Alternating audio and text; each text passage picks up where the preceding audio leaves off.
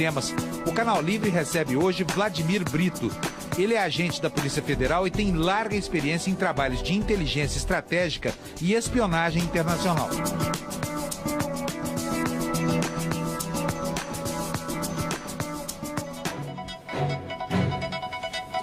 Boa noite. E para entrevistar o agente da Polícia Federal e pesquisador de inteligência Vladimir Brito, estão comigo no Canal Livre hoje os jornalistas Fernando Mitre e Sérgio Gabriel.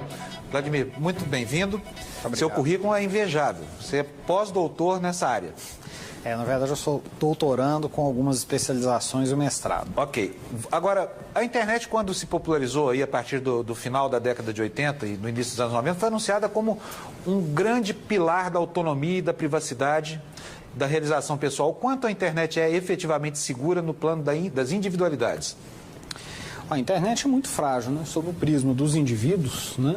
As tecnologias que são utilizadas no dia a dia, seja redes como wireless e assim por diante, os smartphones, tem uma série de fragilidades que tanto existem que são exploradas pela criminalidade, né? Então, obviamente, você tem que ter tecnologias para garantir essa segurança e assim por diante. Os bancos, por exemplo, já tem há alguns anos, a Fenaban divulga, eles têm mais incidentes virtuais do que assaltos físicos, por exemplo, né?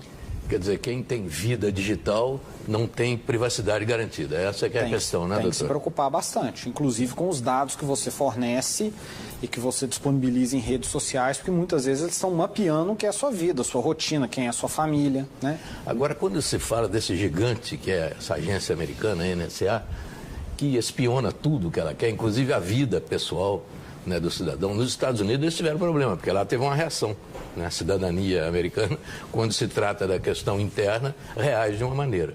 Agora, quando se trata dessa guerra internacional de informações, esse monstro eficiente que é a NSA leva uma vantagem desgraçada sobre todo mundo. Eu fico imaginando que condições nós teríamos de resistir a isso. O senhor acha que nós demos já algum passo no sentido de nos proteger? Na verdade, são três questões, né, que você colocou. Em relação à questão da internet, ela foi uma estrutura criada pelo governo norte-americano, né? Por exemplo, o TCP/IP, que é o principal protocolo da internet, foi disponibilizado pelo Ministério da Defesa. Depois de milhões de dólares em pesquisa, imagina uma instituição dizendo, não, tome para vocês podem usar. Então, eles dentro dela, como isso dono, só né? para explicar, TCP/IP é um protocolo que dá o endereço na rede de cada computador do mundo, não é isso? Exatamente. Então, existe uma hegemonia norte-americana, porque por trás da internet você tem comércio global, você tem a língua inglesa, você tem softwares e toda uma infraestrutura para a gestão da internet, é feita toda a partir dos Estados Unidos. Os 13 servidores raiz, que é quem nomeia, né, quando você tem um site com o nome qualquerband.com.br, ele tem que fazer uma referência no servidor raiz desse. Então, o servidor te permite mapear a rede inteira e, em tese, desconectar regiões do mundo, né? Se você dizer, agora ninguém vai acessar os sites dessa determinada região, tecnologicamente pode ser possível. E o controlador da rede, só para o exatamente. E esse são os Estados Unidos. O controlador da rede, em grande parte, embora você tenha organismos multilaterais, de fato, em grande parte. Não só por causa dessa questão política. Os softwares que nós utilizamos todos, grande parte deles também são produzidos nos Estados Unidos.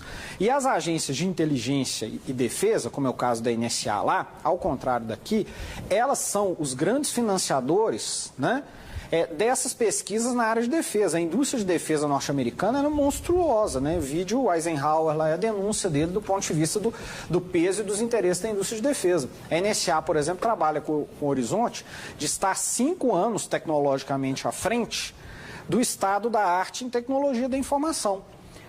Ela tem dinheiro, né, para investir em empresas, tem empresas startups, como é o caso da Inquitel, da CIA, que financiam projetos, por exemplo, inteligência, mapas, né, inteligência de imagens, georreferenciamento, assim por diante, depois repasso em iniciativa privada. Isso tudo é feito com interesse tecnológico.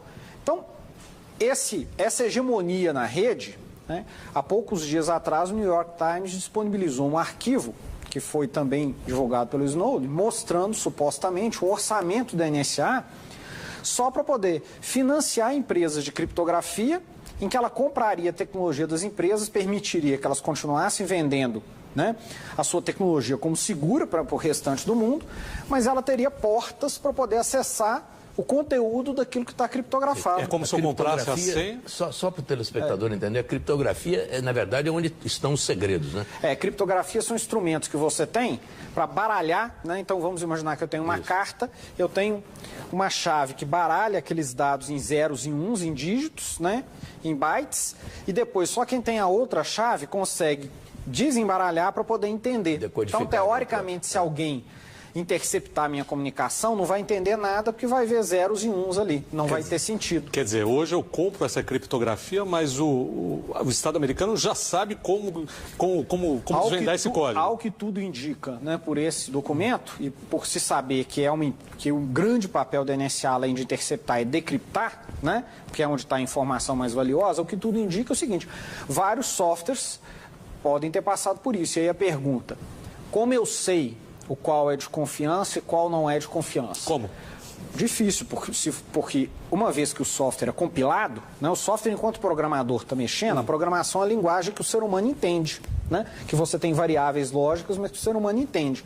No momento que você apertou o botãozinho no programa e compilou aquele dado, ele vira só bits, zeros e uns, você não consegue mais compreender o que está lá dentro.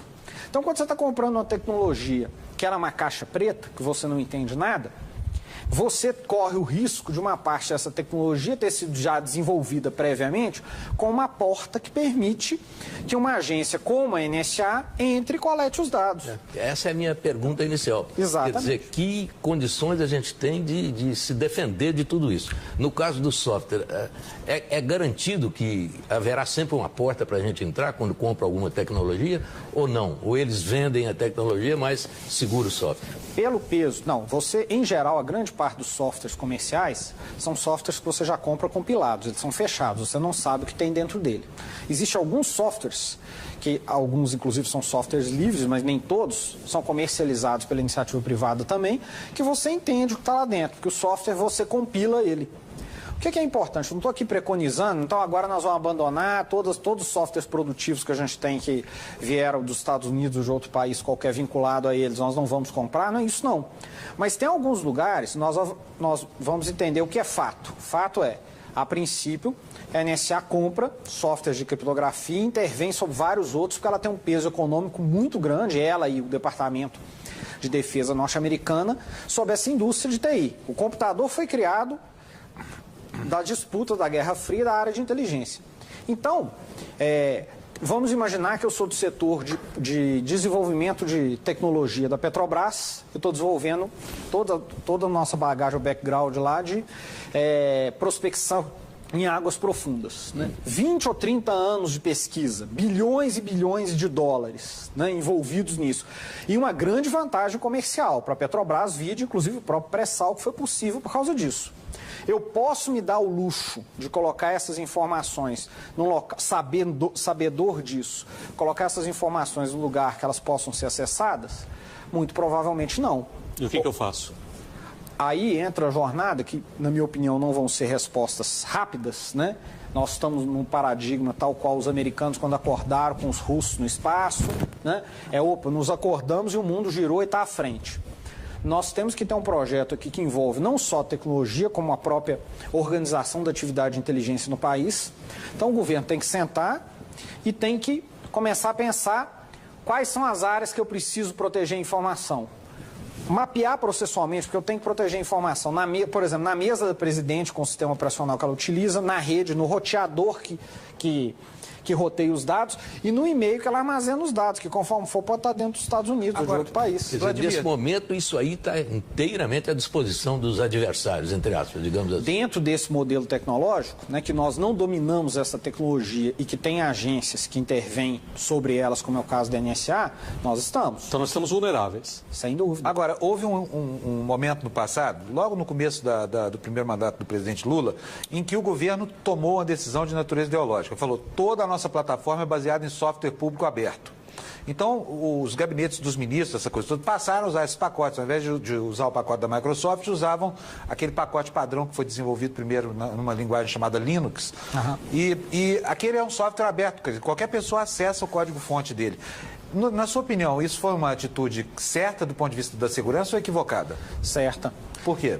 Porque é o seguinte, do ponto de vista de política pública, o software livre te permite levar o computador, né, barateá-lo e levá-lo para determinados setores da sociedade, como escolas, por exemplo, que ao custo de você pagar pacotes fechados, você inviabilizaria esse tipo de iniciativa. Mas não deixa vulnerável a correspondência, por exemplo, de alto nível no governo? Sim, pois é, o problema de deixar vulnerável, você usar o software livre, até não precisa ser necessariamente livre, mas um software auditável, né, seja o Linux ou qualquer outro, seria um primeiro instrumento. Só que não basta você usá-lo no sistema operacional. Por exemplo, vamos imaginar, eu vou ter um satélite brasileiro. Ok, então é um sistema de comunicação nosso. Aí no satélite eu vou usar um roteador com um software que foi desenvolvido a partir da iniciativa do Ministério da Defesa norte-americano. Quem me garante que não tem uma porta, né, nesse roteador que vai transmitir informações ou vai permitir o acesso às informações que estão passando por lá para uma agência como a NSA? Então, algumas áreas que são sensíveis... Como se fosse um vírusinho que fica rodando ali. É como se fosse uma porta que você se conecta a ela. Opa, deixa eu ver o que está passando aqui dentro. Aí eu tenho uma portinha que eu abro, olho o que eu quiser e você já entrega assim? Eu já tenho a chave. É como se fosse assim, é uma tecnologia que eu domino, ela é minha. Eu já fiz com uma porta e entreguei para você. Eles não sabem. Eles compram... Opa, beleza, o software está fluindo aqui. Você tem a chave, entra, abre, olha quando você quer, fecha, sem que eles percebam que você está olhando. Então, por isso que é sistêmico, não adianta uma solução só messiânica, de, por exemplo, eu vou fazer, são iniciativas louváveis, eu vou ter um e-mail seguro, porque é processual. Eu vou ter que pensar o sistema operacional, os softwares que eu utilizo na minha máquina, eu tenho que pensar a rede, eu tenho que pensar os dados que são roteados. Por exemplo, eu estou usando um provedor de acesso internacional, né? Eu tenho que pensar sistemicamente. E isso nós estamos falando só sobre o prisma tecnológico. Né? Então, quer dizer, o que você está dizendo é que essa solução lá que foi proposta pelo Palácio do Planalto, de criar nos Correios ou em outra estatal uma central de armazenamento de e-mails própria, não resolveria o problema, é isso? Só mexer com o armazenamento não resolveria? É uma etapa, porque obviamente você tem uma capacidade de armazenamento e de interceptação brutal dentro dos Estados Unidos, né? E você tem todos os dados dentro dos Estados Unidos. As pessoas se esquecem que a internet é virtual, mas as empresas são físicas, né? Então, as empresas estão sediadas nos Estados Unidos, estão sob a égide do governo americano. E sob o interesse do governo americano e com todo esse poder tecnológico. O caso da Guerra das Malvinas é um exemplo que eu considero extraordinário, né? Os Estados Unidos declararam guerra à Argentina em apoio à Inglaterra, não é? E quando começaram os combates, os Estados Unidos... eles detinham a tecnologia dos mísseis que haviam vendido para a Argentina. E eles interferiram na pontaria dos mísseis de lá. Quer dizer, isso aí, para mim, é a prova definitiva do que significa o poder de intromissão dos Estados Unidos via tecnologia. Numa guerra, eles conseguiram sabotar a arma que eles haviam vendido para um país. Chega um ponto que a solução tecnológica ela se torna tão hegemônica que nós todos acordamos de manhã e você pensa, não, isso é um modelo idílico que nasceu da disposição do homem, né, de trocar informações por aí, né? É a internet. E, na verdade, não, é um projeto de Estado. Né? Então foi desenvolvido, os Estados Unidos tinham uma guerra tecnológica com a Rússia durante a Guerra Fria. A diferença é que o modelo tecnológico norte-americano de desenvolvimento foi mais esperto. Enquanto o russo era todo centralizado, os americanos fixavam objetivos, financiavam a iniciativa privada e dizia, usa sua criatividade, quem chegar primeiro ganha. Então eles não podaram a criatividade, né, a livre iniciativa, mas para atingir o objetivo, enquanto os russos eram um passo depois do outro. Por isso ganharam a disputa. Essa fluidez dá uma aparência de acaso, né? De nossa, então as pessoas tiveram iniciativa. Sim, eles usaram a iniciativa, mas financiando, promovendo, garantindo. O Estado americano foi o grande financiador. Que capital de risco conseguiria financiar um evento da proporção da internet? Foi o Estado o grande financiador. Agora, é possível toda essa espionagem sem o consentimento de empresas como o Google, Facebook ou as grandes operadoras de telefonia nos Estados Unidos? Elas têm que fazer parte desse esquema também? É possível. Mas eu acho que talvez não seja provável. Não quero ser leviano, né? Mas uma grande parte delas você tem todo o arcabouço jurídico institucionalizado, porque às vezes a gente acha, nossa, a população americana vai achar incrível que os Estados Unidos estão nos espionando. Existe um arcabouço jurídico que legitima a espionagem dentro dos Estados Unidos, que legitima as ações encobertas, ou seja, você assassinar... A questão do terrorismo? Ação encoberta, eu uso meu serviço de inteligência para, por exemplo, influenciar um país próximo ou longínquo, sem que saibam que eu estou fazendo isso. Então, para isso eu posso assassinar, eu posso subornar, eu posso promover partidos, eu posso financiar órgãos de imprensa. Isso tudo acontece, veja, com legislação e com sanção presidencial. A revolta da população americana não é essa agenda externa, porque isso eles sabem há muito tempo. Eles apoiam. O que acontece fora dos Estados Unidos, eles apoiam. O problema é lá dentro. Mas a questão das Agora, empresas... já é mais do que claro, doutor, que o governo americano tem acordo com as empresas para fazer espionagem. O que eu veria nesse sentido é o governo americano é um grande financiador, né? Então, dentro disso tem dinheiro para garantir que se desenvolva. Muitas vezes ele, inclusive, desenvolve a tecnologia e repassa, como é esse exemplo da CIA. Não, pode completar. Então, assim, ele tem essa estrutura. Acho pouco provável que as empresas não saibam, mas acho que ele também domina o aparato de tal forma que mesmo que elas não saibam, ele ainda seria capaz de interceptar e de coletar os dados. Olha só, o especialista em espionagem Marco Antônio dos Santos faz um alerta para uma outra questão. A telecomunicação brasileira está em poder de empresas estrangeiras. As nossas empresas todas de telefonia são transnacionais. Nós não temos empresas nacionais na área de telefonia, de comunicação, de transmissão de dados. O Brasil não tem nenhum satélite nacional, satélite exclusivo para comunicações militares, comunicações de governo, não temos. Todos os nossos satélites são alugados. Tá? Nós possuímos bandas de satélites alugadas. Ora, se eu te alugo alguma coisa, aquilo continua sendo meu. Nós não somos donos dos nós somos donos do aparelho celular, mas nós somos usuários de uma linha. A propriedade daquela linha continua sendo de uma empresa transnacional. Então, se essa empresa cedeu algum conhecimento aos norte-americanos, pode não ter sido por crime. É minha propriedade, a lista de números chamados das transações eletrônicas realizadas naquele momento, num determinado momento de interesse de um agente de inteligência, pode não ser crime. Eu simplesmente te vendo isso. É assim mesmo? Porque havia uma das propostas do governo, inclusive, era a criação de uma legislação que torne inviolável o sigilo digital também. Isso resolveria o problema no Brasil, mas não resolveria no mundo, onde não vigora a legislação brasileira, não é? Sem dúvida. A gente mistura um pouco o que é o ambiente nacional do ambiente anárquico das relações internacionais. Então, você tem uma esfera nas relações internacionais que é de acordos, né? Você vai ao OMC, você discute na ONU. Mas uma pergunta, os Estados Unidos invadiu o Iraque sem autorização do Conselho de Segurança da ONU. Quem foi lá tirar? Quem sancionou os Estados Unidos? Quando a Rússia invadiu a Geórgia, né?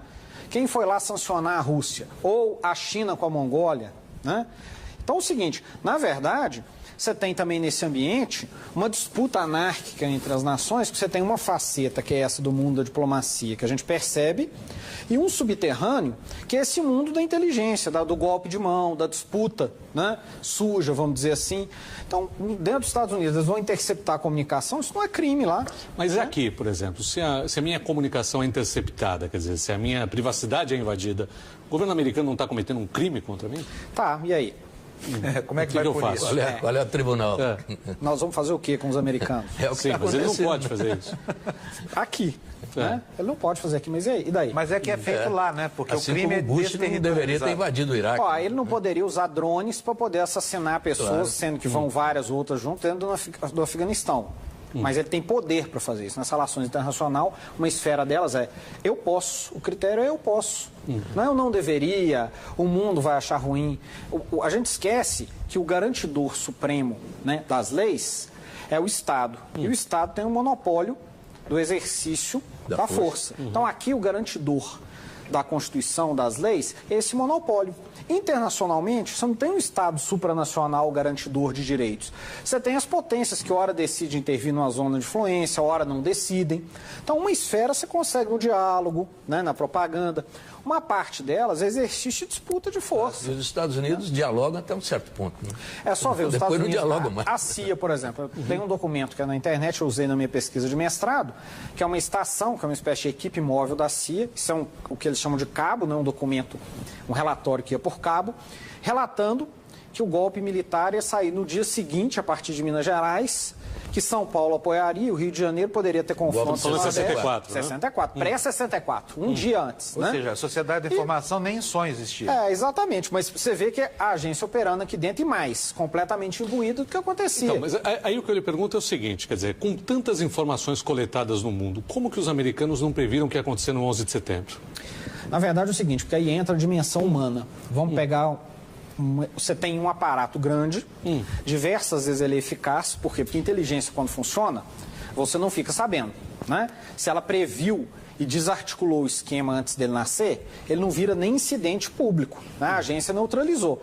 Você percebe a inteligência em grande intensidade, numa parte dela, quando ela falha. Então, os Estados Unidos é a maior potência do planeta, tem que lidar com ameaças de toda parte, e nesse caso em particular, vamos pegar o Afeganistão, qual é das dificuldades americanas? Linguajar, né, o Pashtun, por exemplo, você tem pouquíssimos intérpretes sobre isso. Tribos que se reúnem e não utilizam aparelho celular há milhares de anos, né? Aí, como é que você consegue infiltrar, né? Como é que você consegue colocar um agente no meio desse, que é familiar, que as pessoas se conhecem há décadas?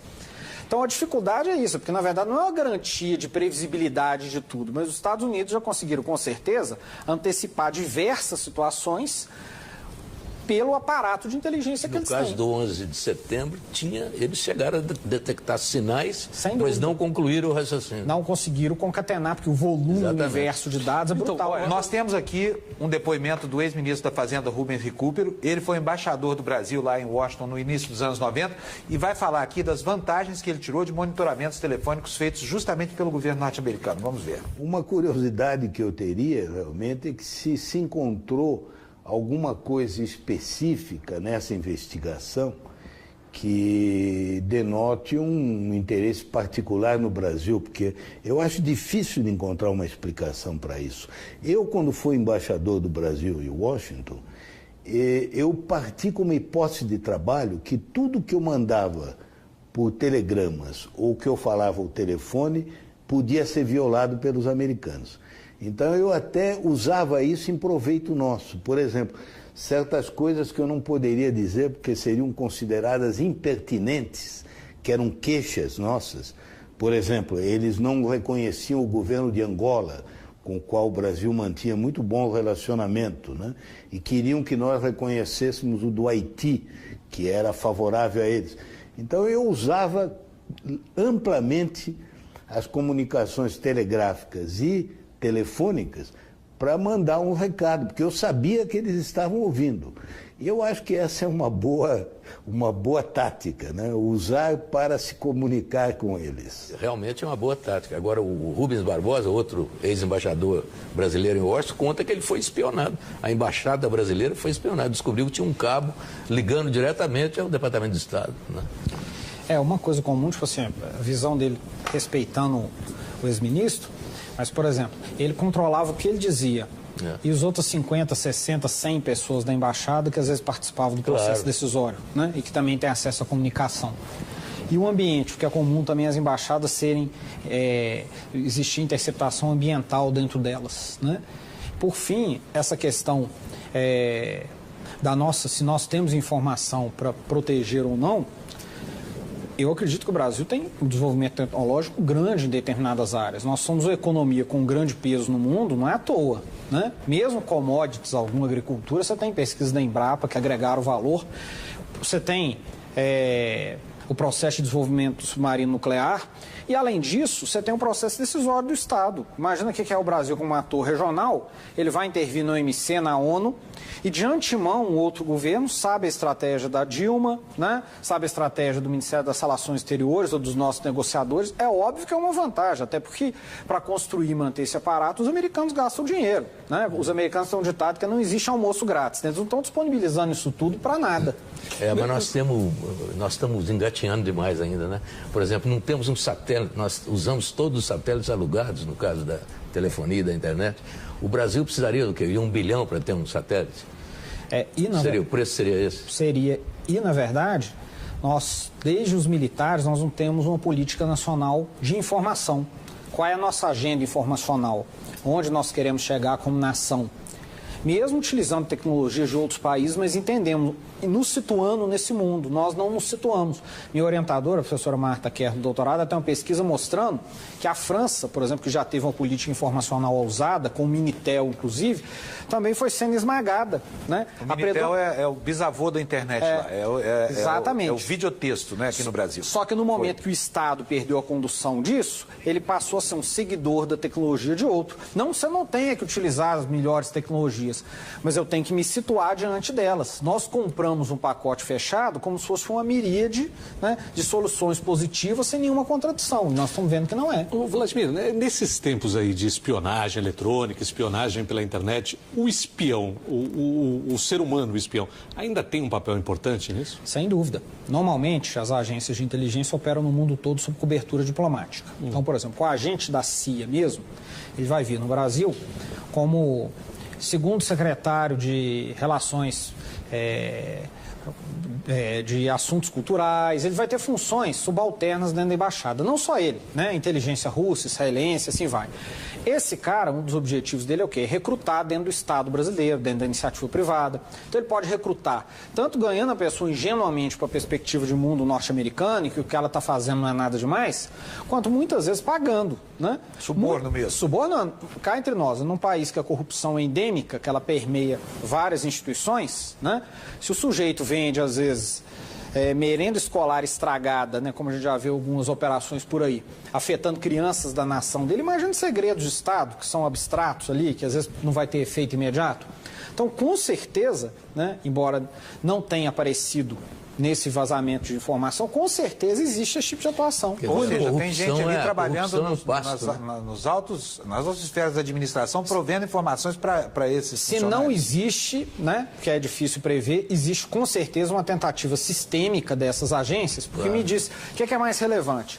Um e-mail da Dilma, que de vez em quando ela manda, né, da nossa presidente, ou alguém na antessala dela, ou próximo, dentro do processo decisório, que tem acesso a esse fluxo de decisões. Que fala com o poderoso, né? A pessoa que fala com o poderoso fica... E assim diversas instituições. A tal da contra-espionagem, a própria inteligência britânica foi completamente infiltrada pelos russos na década de 50, em que eles recrutaram estudantes de Cambridge, que ficou conhecido como quarteto ou quinteto de Cambridge, porque tinha sua suspeita que tinha mais um, e eles recrutaram, formaram, ajudaram a potencializar a trajetória desses indivíduos para eles serem recrutados pela inteligência britânica, irem para posições-chave, e esses caras são responsáveis indiretamente pela morte de centenas de pessoas que estavam atuando dentro de território soviético ou do leste europeu por conta de vazar essas informações. Agora, não sei se o Fábio vai me permitir fazer uma pergunta, eu faço, ele responde depois, a respeito dos nossos vizinhos, porque estamos vendo que nós ainda estamos na estaca zero ou pouco além disso.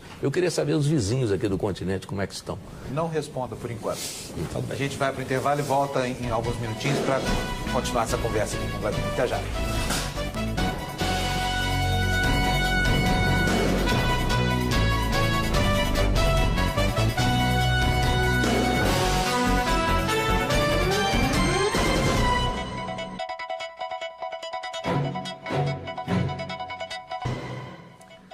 Estamos de volta com o Canal Livre, que esta noite recebe o agente da Polícia Federal, especialista em inteligência, Vladimir Brito. No segmento anterior, o Mitre deixou uma pergunta. Mitre, você pode repetir, por favor? Eu queria saber sobre o Brasil em relação aos vizinhos. Como é que nós estamos e como é que estão os vizinhos? Há algum desses países que esteja numa posição mais evoluída do que o Brasil, em termos de condições de espionagem tecnológica? Eu vou entrar no terreno das inferências, porque meu objeto de estudo central é o sistema norte-americano dos países anglo-saxões. Né? Eu não vejo uma política por parte do Brasil, até pelo aparato de inteligência que ele tem, que objetiva a espionagem dos vizinhos, só o levantamento de informações sobre os vizinhos. Sinceramente... Mas deveria, né? Se tivesse, a gente saberia que aqui, por exemplo, o Evo Morales está pensando em aprontar daqui a pouco. Pois é, eu diria que com fontes abertas, porque a espionagem ela é intrusiva, 90%, 95% da coleta das organizações de inteligência, você tem disponível com a imprensa, com o trabalho da imprensa livre. O que é espionagem? É a partir do momento que eu tenho interesse, muitas vezes obscuro, e aí eu vou invadir, aí eu vou usar técnicas ali dentro que não são muito respeitáveis. Então, o Brasil usar fontes abertas para saber o que outros atores estão fazendo internacionalmente, isso não tem nada a ver necessariamente com espionagem, embora seja inteligência. né? Embora seja inteligência. Então, eu acredito que não é, tanto pelo desenho institucional, né, quanto pela política de Estado brasileiro, política espionar esse país. Acho que o impacto que o governo brasileiro está demonstrando, que você não vê em nenhum outro país, é um impacto sincero, ou seja, de que a nossa sociedade, nós todos estamos vivendo agora, né? Quer dizer, mas nós somos os principais alvos, né? Principais alvos, né, do governo americano, pelo menos na América Latina. E nós acordamos para esse mundo agora, né? Às vezes se diz, a União Europeia não está tendo essa reclamação toda, lógico, as instituições de espionagem externa lá existem desde o início do século XX, quando foram institucionalizadas. Espionagem sempre existiu. Aparato de inteligência dentro do Estado é uma criação do início do século XX. Então, eu também não vejo um aparato de inteligência nestes países com instrumentos para espionagem. Eu vejo com coleta de dados, de informações, até sofisticado. A Argentina tem uma estrutura, mas não com instrumentos para poder fazer espionagem. Acho que dentro do que é a região aqui existe um impacto. Talvez entre países você tenha ocorrência. Tem casos de espião chileno no Peru, salvo engano. Com o Brasil em particular, né, você não tem um aparato muito sofisticado. Nós temos americanos na Colômbia, né, com o exército colombiano. Sem dúvida. Aí você tem questões geopolíticas aí. Nenhum desses países também tem grandes conflitos do ponto de vista de disputa de terra com o Brasil, a própria Argentina. Né, no passado houve esse tipo de disputa entre Brasil e Argentina. Né? Se existiu, aí também o terreno da inferência, se existiu foi num tom mais primário.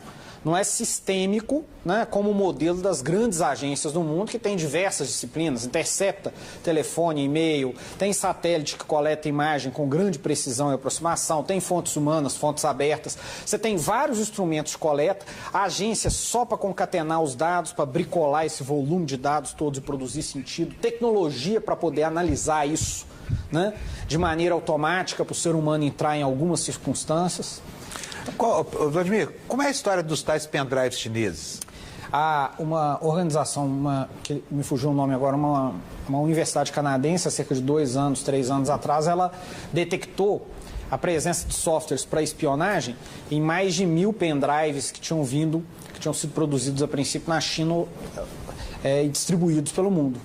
E veja, ou seja, o cara espetava o pendrive no computador, ele passava a informar o governo chinês o que tinha ali dentro. Por exemplo, dentro do conceito de guerra cibernética, né, disse a Kaspersky, que é uma empresa, né, salvo engano, russa, que lida com isso, que foi via pendrive que tanto Israel, em parceria com os Estados Unidos, desenvolveu softwares para contaminar as centrífugas iranianas e comprometer o programa nuclear iraniano.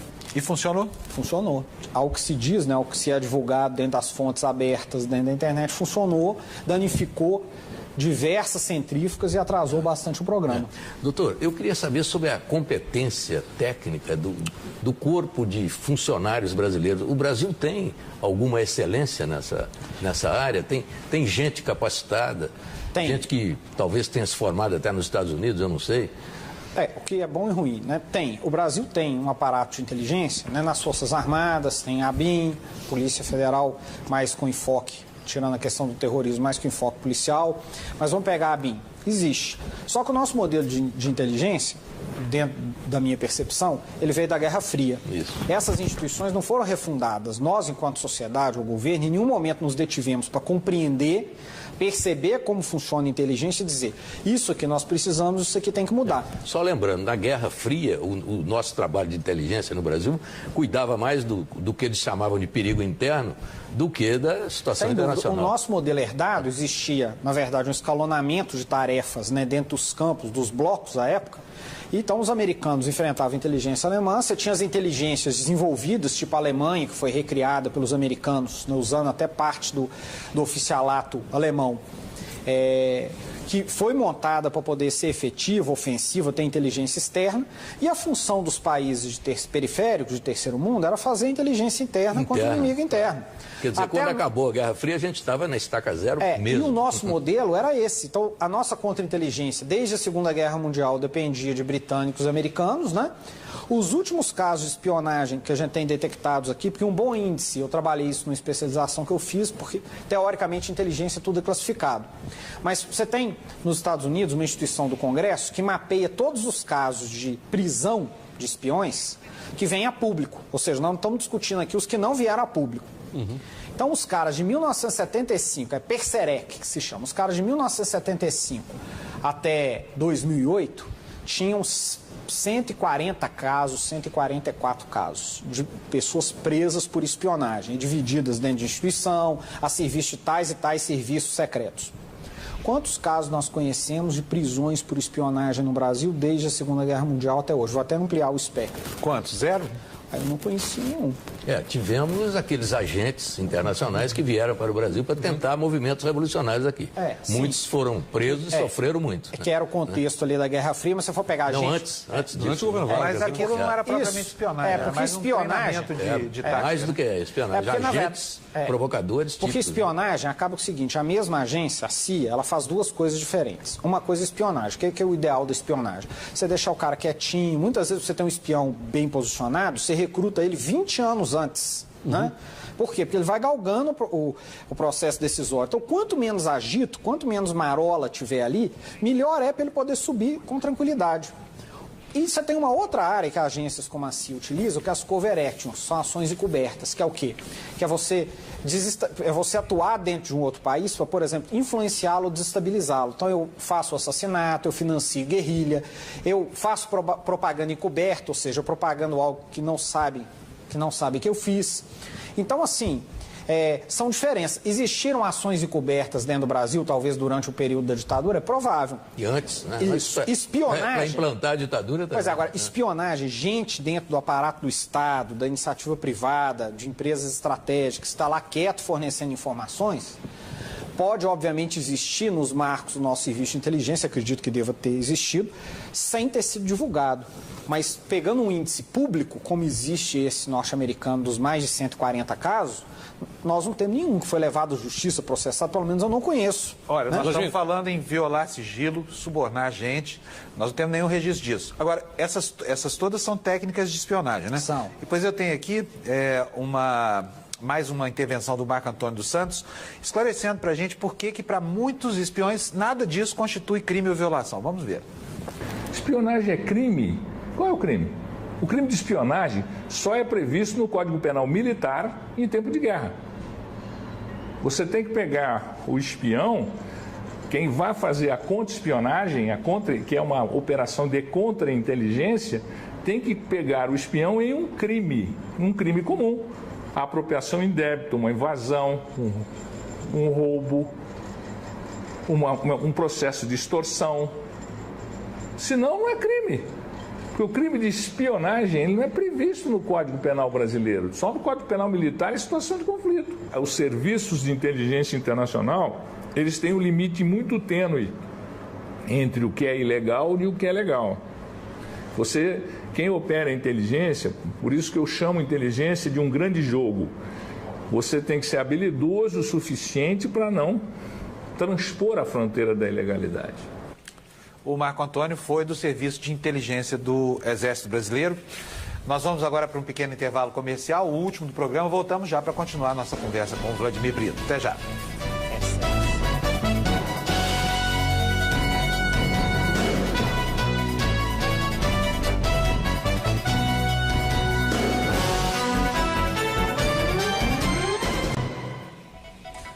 Estamos de volta com o Canal Livre, que esta noite recebe o agente da Polícia Federal, Vladimir Brito, que é especialista em inteligência. Vou passar a palavra para o Sérgio Gabriel, mas antes nós mostramos no segmento anterior um outro especialista em segurança dizendo que muita coisa na área de espionagem, que seria crime na vida civil, acaba não sendo crime. Afinal de contas, a espionagem é crime ou não é? A referência legal que você tem no nosso país é a Lei de Segurança Nacional, né? Que teoricamente é uma lei antiga, salvo engano, de 83, né? E que é genérica. Então, aqui falta ser regulamentado. Além disso, os instrumentos para as agências lidarem com espionagem, daquilo que eu falei antes. Um agente muitas vezes é recrutado a uma rede de espiões e vão levar décadas, né? Ou pelo menos anos, para essas pessoas se posicionarem. Então, muitas vezes, um instrumento, que você tem que usar instrumentos invasivos para acompanhar essas pessoas. Mas como é que as agências brasileiras, a ABIN, as Forças Armadas, a própria Polícia Federal, vão interceptar uma organização dessa se ela ainda não estiver realizando crime em território nacional? Porque é justamente o que ele colocou, espionagem no genérico ocorre com algum fato concreto. Então, nossa legislação é vaga e uma outra referência que ele fez, na minha opinião, muito positiva é Pode, inclusive, ser crime aqui, mas no outro país não, né? Vladimir, a gente está aqui falando de Estado, de governos, de empresas. Eu queria te perguntar, como que um cidadão comum, que tipo de atitudes ele pode ter para evitar ser espionado? O que ele precisa fazer no dia a dia dele, no uso da internet, no uso do telefone celular? Existem instrumentos para que ele possa evitar a espionagem? Ou ele só tem que se conformar. Tem que se conformar que ele será espionado. Se for uma espionagem, né, de uma organização criminosa, espionagem da mulher querendo saber se ele tem uma amante, assim por diante, se ele usar os instrumentos de criptografia que você tem por aí, se ele evitar disponibilizar conteúdo demais dentro das redes sociais, se ele limpar, né, os dados dele dentro do computador quando ele sair, se utilizar softwares de acesso anônimo, né, que não permitem registrar o endereço da sua máquina quando você vai, ele vai ter medidas razoavelmente preventivas. Se ele for um objeto, né, de análise do Estado norte-americano, realmente... Aí ele está perdido. O celular. Os smartphones, por exemplo, a NSA já foi publicizado, inclusive pelo New York Times, ela possui tecnologia para acessar todos completamente. Ou seja, né? nós temos no celular um grande espião, porque a qualquer momento você está localizável. A sua posição precisa no globo está ali. Qualquer pessoa localizada. GeoInt, que é a inteligência geográfica, né? Os celulares e os smartphones em particular são um achado. É um araponga. Né? Porque ele sabe onde você está. Né? Alguns, por exemplo, a Chechênia, na época que existia insurgência contra os russos, se diz, né, disponibilizaram essa informação em fontes abertas, que os americanos disponibilizaram as coordenadas do principal líder checheno, que me desculpe, me fugiu o nome agora, porque fazem muitos anos, para que ele fosse morto por um míssil russo. Né? Isso nós estamos falando... Enfiaram um míssil no ouvido dele. Exatamente. Sobrou muita coisa. Não. É isso. Doutor, deixa eu fazer uma pergunta. Nós estamos aqui falando de todo esse aparato americano, de tudo que eles podem fazer e que fizeram aqui no Brasil e tal. Eles têm 16 agências, se não me engano. O Estado Unido tem 16 agências. Agora estão criando um novo centro de armazenamento de dados, que é um negócio brutal, enorme, né, numa dimensão que ainda não se conhecia. Eu me pergunto, tudo isso que nós estamos conversando aqui é apenas a ponta do iceberg? Não deve ter muito mais, mas muito mais do que isso sendo sem dúvida, acontecendo, e a gente não tem a menor noção. E há muitos anos, para o acordo chamado OCUSA, vamos dizer assim, né, num português chinfrim, na tradução chinfrim, que seria o United Kingdom, é o United States, né? Ou seja, o UK da Inglaterra e o USA dos Estados Unidos. E que depois esse acordo foi feito na década de 60 para 70 e incorporou os outros países anglo-saxões, os de língua inglesa, desenvolvidos, Canadá, Nova Zelândia, Austrália, de interceptar dados no mundo desde a década de 60 e 70. Né? Então, ou seja, a internet, na verdade, só facilitou tremendamente porque ela trouxe para dentro da arquitetura tecnológica norte-americana as comunicações. Né? E aumentou a dimensão. Você pode ver que a primeira prioridade norte-americana dentro da agenda liberalizante dos anos 90, né, com a queda da Rússia, o primeiro item de pauta a ser privatizado de todos os estados nacionais foi o quê? As telecomunicações. Agora, Exatamente. Uma curiosidade aqui. O que aquela centralzinha de espionagem da NSA em Brasília captou de verdade do governo brasileiro? Dá para saber? É difícil, assim, você pode inferir. Eu imagino que todas as comunicações formais, a NSA tem tecnologia para ter invadido as redes todas e ter acessado grande parte das comunicações do governo. Inclusive as telefônicas, de voz? Sem dúvida. Ou só metadados, que são as informações sobre o horário, local? Metadados, porque assim, vamos entender, a NSA é educada dentro dos Estados Unidos, então ela é com mandado judicial, porque existe a Constituição americana, ela não é doida, né? Ela forçou ou não forçou as empresas de telefonia a dar os metadados, ou seja, informações de hora da chamada, quem chamou para quem, assim por diante. Sem Mas conteúdo. sem o áudio. E que a população americana, sem conteúdo, e que a população americana, uma parte da população americana achou um absurdo. Mas isso tudo é com autorização legal. Aqui, ela não vai pedir autorização legal porque ela está espionando. Agora, eu perguntaria, doutor, seria necessário um centro da NSA em Brasília? Para quê? Dependendo do tipo de tecnologia que eles estão utilizando, se não é captável à distância, se você tem que ter, é mais mecânico, você tem que às vezes interceptar fisicamente alguns locais, você tem distância geográfica, né? Por exemplo, a comunicação de voz no telefone celular. que ela está limitada a uma determinada região. Por exemplo, conforme o caso, conforme o tipo de chamada. Então, você tem uma arquitetura tecnológica, vamos dizer assim, um quebra-cabeças tecnológico, que eles vão solucionando, né? Que eles vão montando a tecnologia oposta para captar as informações de acordo com o contexto. Com certeza, se teve uma estação aqui, é porque existia uma necessidade tecnológica do tipo de dado que eles conseguiam cobrir, que eles não cobriam a distância. Havia uma razão. Agora, doutor, a sua percepção, pessoal, você acha que em quanto tempo o Brasil já pode ter dado um primeiro passo concreto no sentido da sua proteção, quer dizer, da nossa proteção? Se o nosso país não ficar naquele populismo tradicional, né, da solução messiânica de curto prazo, e analisar, perfeito, nós acordamos num mundo que é mau, né? Nós achamos que era idílico, mas vimos que o buraco é mais embaixo. Nós vamos lutar politicamente, anunciar na ONU, discutir isso tudo, mas nós temos que pelo menos nos precaver. Então é criar uma agenda para entender quais são os locais que são sensíveis, que tipo de tecnologia eu tenho que ter, né? Como é que esses atores atuam. Meu sistema de inteligência funciona? Ele tem o modelo que eu quero? Ele tem os instrumentos para poder combater isso? Porque, na verdade, hoje a gente finge que tem uma estrutura de inteligência, mas, ao mesmo tempo, finge que dá para essa estrutura instrumentos para poder realmente investigar e combater a espionagem. Então, nós temos que ter uma estrutura efetiva e nós temos que dar instrumentos para quem estiver nessa efetiva, com a confiança da sociedade, possa atuar para nos defender. E que tipo de compromisso o governo brasileiro tem que ter do governo americano em relação à espionagem? O que é concreto e o que é... Eu acho que ele tem que ter um compromisso do governo norte-americano, né, de que não fará isso mais, mas sinceramente falando, ele não tem que funcionar desse jeito. Porque o Obama falou com o presidente Dilma, né? Eu vou ver o que eu posso fazer. Não, claro, e o modelo de hegemonia norte-americano foi todo construído, e das grandes potências da vez, em cima da hegemonia informacional. Esse é um dos pré-requisitos, né? De você conseguir obter informação privilegiada, incidir informacionalmente sobre os outros povos. Está diretamente associado até ao conceito de soft power. Então, os americanos não vão abrir mão disso em hipótese alguma. E nem nós vamos poder, dado, né, esse contexto que está presente, desenvolver nossa política de Estado ou na iniciativa privada nos fiando nisso. Vladimir, eu tenho aqui segundos só. Eu queria um jogo só de sim e não com você, para desmistificar algumas coisas. Skype é seguro e inviolável? Não. Gmail, Hotmail, essas coisas? Não. Nada disso é seguro nem inviolável? Em relação ao aparato de Estado norte-americano, não. Ok, muito obrigado. Antes de terminar, você tem 1 minuto para suas considerações finais. Muito obrigado. Não, o que eu diria é o seguinte, é um momento, ao invés da gente ficar se lamuriando enquanto sociedade, né, estamos aqui, somos vítimas, o Brasil é um ator global, adquiriu projeção, saiu de uma dimensão regional para ter um peso em algumas dimensões das relações de poder global.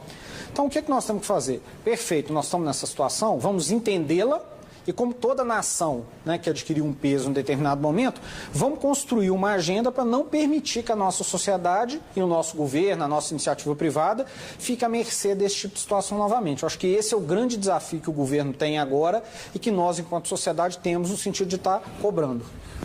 O Canal Livre de hoje está terminando por aqui. A gente agradece a presença do agente da Polícia Federal, Vladimir Brito, e também dos meus colegas Fernando Mitre e Sérgio Gabriel. Uma ótima semana, a gente se encontra aqui no domingo que vem. Até lá e boa noite para você.